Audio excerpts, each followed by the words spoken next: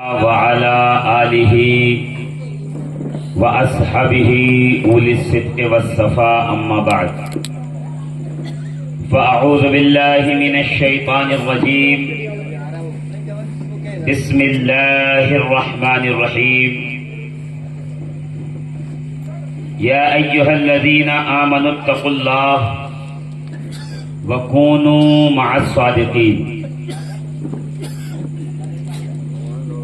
وقال تبارك اسمه تعالى في مقام آخر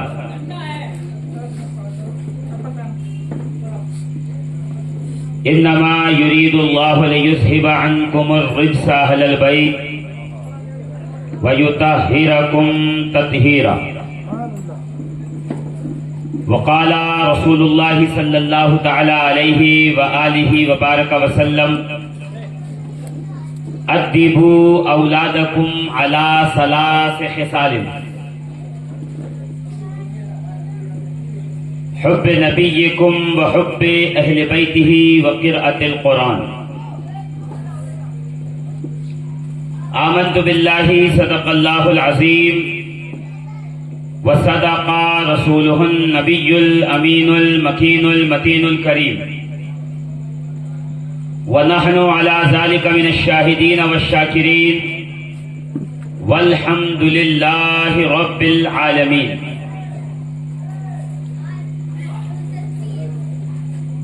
لي خمسة أطفي بها حر الوباء الحاتمة المصطفى والمرتضى وابناهما والفاطمة. غوث اعظم بمن بے سرو ساما مدد قبلہ دین مدد کعبہ ایمان مدد قادریم نعرہ یا غوث اعظم میزنم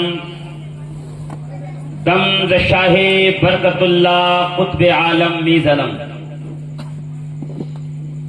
واہ کیا مرتبہ اے غوث ہے بالا تیرا،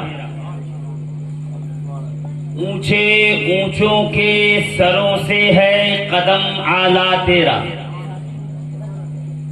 آج بہت خاموشی لگ رہی ہے، مجھے ایسا لگ رہا ہے کہ آپ کے 12 بج گئے، جبکہ یہ مسلسل میرا تیسرا سالانہ حاضری کا شرف ہے اور میں آپ کا بہت زیادہ وقت نہیں لوں گا، اس لیے کہ آپ نے بڑی پرمغز تقریر مجھ سے قبل سماعت کی.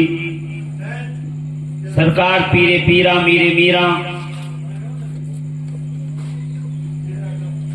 محی الدین جیلانی غوث اعظم قطب الاقطاب فرد الافراد غوث الاغواث سیدنا شیخ عبد القادر جیلانی رضی اللہ تبارک و تعالی عنہ کے مقدس حیات کے ان گوشوں کو سماعت کیا جس میں کائنات عالم کی انسانیت کے لیے ایک ایسا عظیم درس ہے کہ پروردگار عالم نے اپنے ان اولیاء اللہ کے ذریعے صبح قیامت تک ہماری ہدایت کا سامان فرمایا. ایسے جلسے جلوس تو بہت ہوتے ہیں اور ہونے بھی چاہیے، مگر کامیاب جلسہ اسی وقت ہوتا ہے جب اس جلسے میں خطاب کرنے والا امت مسلمہ کو عمل کے لیے کچھ نصیحت دے کر جائے اور کچھ ایسے نئے پہلوؤں پر نگاہ ڈالی جائے کہ اگر اس پر بستی اور علاقے اور قوم کا ایک فرد بھی عمل کر لے تو ہمیں اس بات کی خوشی ہونی چاہیے کہ الحمدللہ ہمارا پروگرام کامیاب ہو گیا. میرے عزیزوں، سرکار پیرے پیرا میرے میرا سیدنا شیخ عبد القادر جیلانی دامہ فیوزہ رضی اللہ تبارک و تعالی عنہ کی ذات محتاج تعارف نہیں کہ ہم جیسا کمتر بھی آ کر اب بتائے کہ غوث پاک کیا ہے. اس لیے کہ سورج جب چمکتا ہے تو اس کو یہ محتاجگی نہیں ہوتی کہ کوئی بتائے کہ سورج نکلا ہے. وہ اپنی تمازت، اپنی روشنی، اپنی چمک سے لوگوں کو بتا دیتا ہے کہ الحمدللہ میں ہوں. سرکار وارث پاک عالم پناہ سے لے کر صفی پور شریف، کوڑا جہان آباد شریف، بہرائچ شریف، علاوہ ازوں کالپی، مارہرا، بلگرام، یہ تمام کی تمام خانقاہیں اس بات کی شاہد اور گواہ ہیں کہ الحمدللہ غوث پاک کا فیضان جھوم کر ہندوستان کی سرزمین پہ برس رہا ہے. اب ہمیں یہ بتانے کی ضرورت نہیں ہے کہ غوث پاک کا فیضان کیا ہے. سرکار غوث پاک پیران پیر، مشکل کشائے امت محمد عربی علیہ الصلوۃ والتسلیم، اپنی ذات میں دعویٰ بھی ہیں اور دلیل بھی. یہ ولایت سرکار غوث پاک کی کائنات عالم میں چھائی ہوئی ہے، اور جب تک جس میں ولایت میں روح باقی رہے گی سرکار غوث اعظم کا فیضان جاری رہے گا. یہ سارے لوگ جانتے ہیں جو یہاں پہ تشریف رکھتے ہیں، اور میں نے تو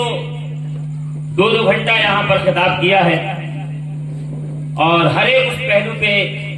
بات کرنے کی کوشش کی ہے جو تشنا رہ جاتی ہے، جو ہمیں نہیں پتا چلتا. اور کہیں نہ کہیں اس لیے کہ ہمیں ہو ہلا اور نعرے بازی بہت پسند ہے. ہم لوگ ہڑدنگ والی بات، یقین جانیے الحمدللہ یہاں سے لے کے وہاں تک لوگ ہیں، مگر پہلی بار جب آیا تھا تو بہت پیچھے تک کرسی لگی ہوئی تھی. اگر یہیں پر